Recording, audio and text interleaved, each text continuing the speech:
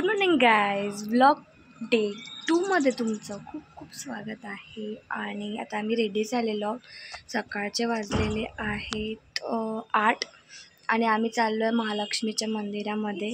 आम्ही सगळ्यांनी साड्या घातलेल्या आहेत आणि आता आपण निघूयात पटकन, कारण आपल्याला येऊन परत ज्योतिबाच्या दर्शनाला पण जायचं आहे रेडी होऊन. सो चला बघूयात.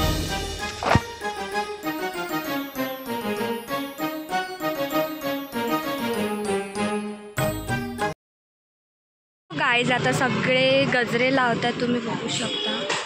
हे गाईज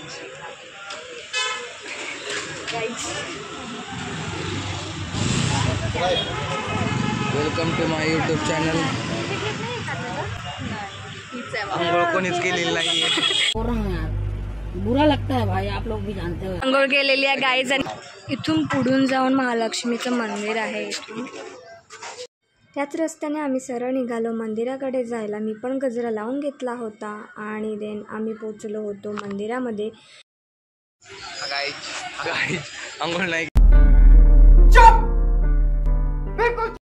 अशीच मस्ती सुरू ठेवत आम्ही मंदिरात दर्शन घेतलं आणि त्यानंतर मग आम्ही व्हिडिओज फोटोज वगैरे काढले. या मॅडमचे नखरे तर काही संपतच नव्हते इथे पण. आणि त्यानंतर मग मी माझे व्हिडिओज काढले, फोटोज काढले, जे क्लिप्स मी इथे ॲड करेल. आणि त्यानंतर मग आम्ही फायनली निघालो मंदिरातून.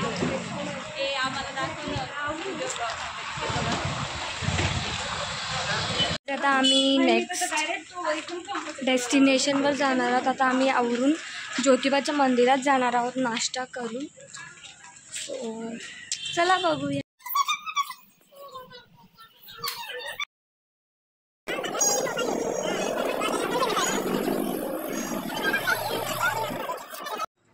नाश्ता करून आम्ही सरळ निघालो छत्रपती शाहू पॅलेससाठी. आम्ही तिथे पोचेपर्यंत 12 वाजले होते. त्यानंतर मग आम्ही लगेच म्युझियममध्ये गेलो. म्युझियम बघण्यासाठी आम्हाला तिकीट काढावे लागणार होते, तर तिकीट्स आम्ही काढून घेतले. त्यानंतर आम्ही म्युझियमला व्हिजिट केलं. म्युझियम आता पण त्यांनी खूप सुंदर मेंटेन केलेलं आहे. त्यांचे वेपन्स, त्यांचे कॉस्च्युम्स, त्यांचं बुक्स, त्यांचे प्लेट्सपासून सगळं त्यांनी खूप छान मेंटेन केलेलं आहे. हा एंट्री गेट होता. ह्याच्यानंतर आम्हाला फोन घेऊन जायला अलाव नव्हता, त्यामुळे स्टे ट्यून. आता आम्ही फायनली शाहू पॅलेस आतून बघून आलेलो आहोत. आतमध्ये आम्हाला क्लिप्स घ्यायला अलाउड नव्हते.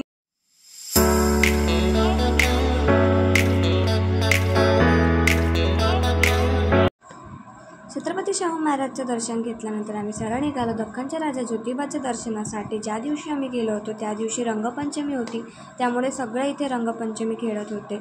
आम्ही भर उन्हामध्ये दर्शन घेतलं आणि सरळ निघालो पन्हाळगड बघायला, कारण पन्हाळगड बघून आम्हाला पुढे रत्नागिरीला पण जायचं होतं. हा होता पन्हाळगड. और मेरे कपाल पे आज अंघोळ नहीं की इस वजह से है.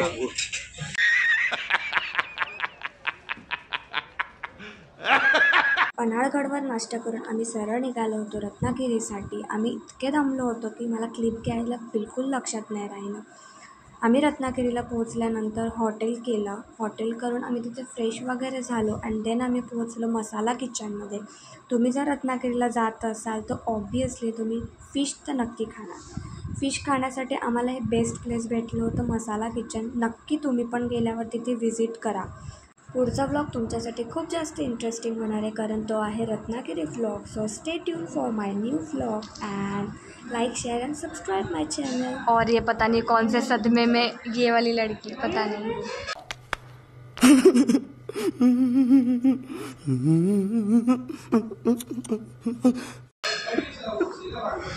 और ये तो